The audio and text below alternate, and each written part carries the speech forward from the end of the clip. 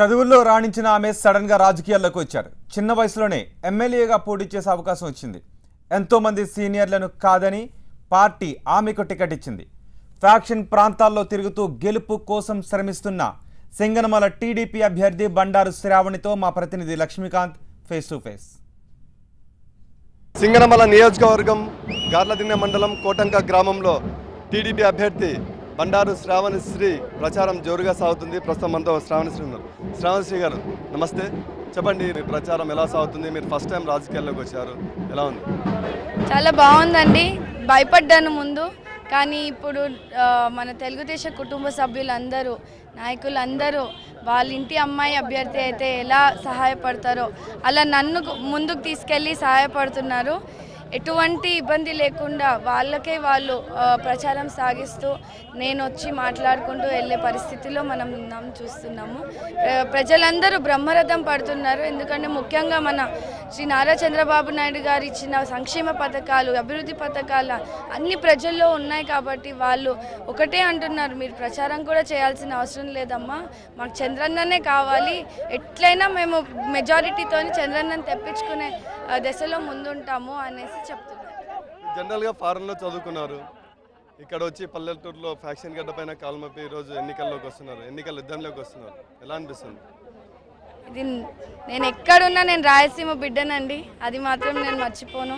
మా తాతగారి ఆశయం అది.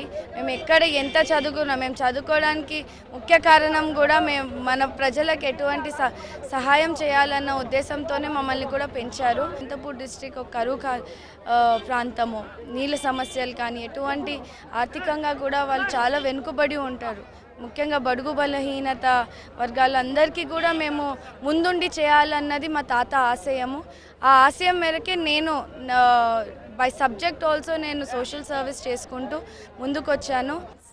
మీరు ఈ ఎన్నికల్లో జోరుగా ప్రచారం చేస్తున్న నేపథ్యంలో టీడీపీ నేతల తరపు నుండి ఎలాంటి సపోర్ట్ ఉంది? సిట్టింగ్ ఎమ్మెల్యే తరపు నుండి కొంత సపోర్ట్ లేదన్నది ప్రచారంలో ఉంది, ఏంటి, ఎలా అనుకోవాలి? మీరు చూసుకుంటే మా తెలుగుదేశం కుటుంబ సభ్యులంతా ఒక క్రమశిక్షణగా ఉండి టీం లాగా వర్క్ చేస్తామండి. ఎందుకంటే వాళ్ళకు ఒకటే లక్ష్యం, చంద్రబాబు నాయుడు గారిని గెలిపించుకోవాలి. మనం అందరం కుటుంబ సభ్యులాగా పని చేస్తేనే మనం అంతా ముందుకుండి అభివృద్ధి చేసుకునే దశలో ముందుకు వెళ్తామని ఉంది. ఇప్పుడు చూసుకుంటే గార్లదిన్నె మండలంలో మేము ప్రచారంకి వచ్చాము. కేశవరెడ్డి అన్న, శ్రీనివాస్ రెడ్డి అన్న, ఆదన్న, జయరామన్న, విశాలాక్ష అక్క అందరూ కుటుంబం లాగా మీరు ఎప్పుడన్నా కలిసిమెలిసి ఉండి ఎటువంటి ఇబ్బందులైనా ప్రజలకు హామీ ఇస్తూ, మీరు చూసుకుంటే కేశవరెడ్డి అన్న తన వ్యక్తిగతంగానే మన ఊరిని డెవలప్ చేసిన విధం మనకు తెలుస్తుంది. తన సొంత డబ్బులతో కూడా నీళ్ళ సమస్య ఏంటి కానీ రోడ్ల సమస్య, ఇల్లులు కట్టించడం, ప్రజలకు అండదండగా ఉంటూ వస్తున్నారు ఇన్నేళ్ల నుంచి. So I'm very lucky to have to work with such a nice person ఈ ఎలక్షన్స్లో కూడా.